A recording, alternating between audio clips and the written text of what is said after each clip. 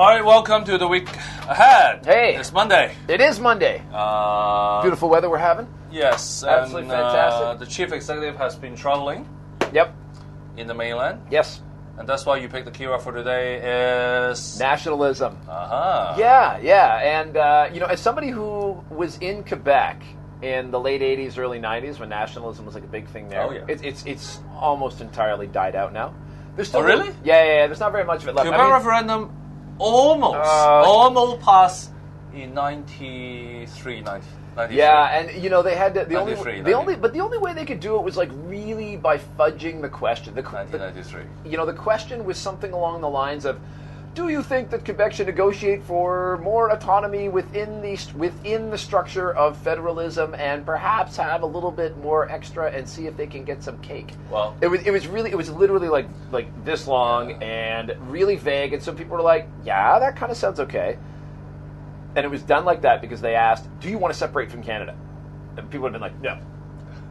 After that, the government passed a law called the Clarity Act, which said, if you have a referendum, because it was the third referendum that didn't pass, right? Yeah. Vote, no.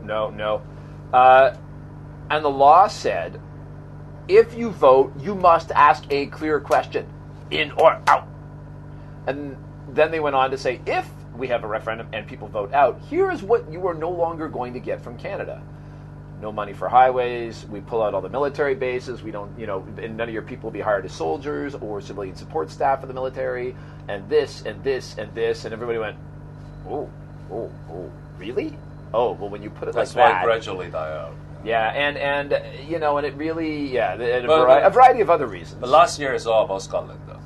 And then last year was Scotland, right? So why are we talking about it today? A few years ago, do you remember during the Asian Games were in Guangdong Province?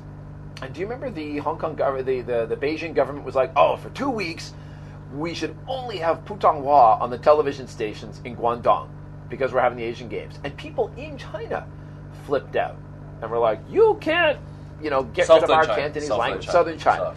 Yeah, and they were like, you can't get rid of our Cantonese language. It's part of our identity. It's part of our heritage. And the government very quickly backtracked because they weren't used to that kind of widespread resistance. And I think it was a bit of a misstep.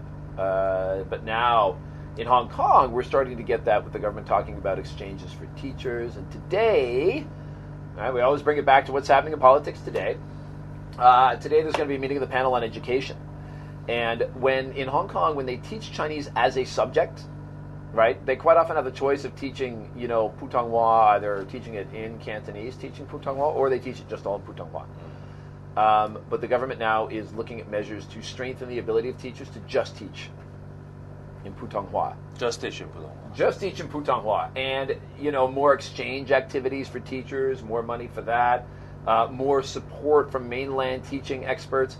And there's going to be some controversy there because people worry that this is another way to kind of sneak not just language, but mainland thinking and national education into the classroom, kind of very subtly bring it in under the radar. So that's going to be the debate today in the panel on education.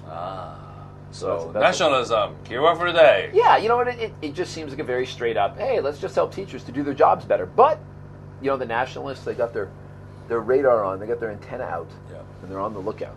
All right. So that's a good one to watch today in politics. Okay. All right. See you tomorrow. Thank you.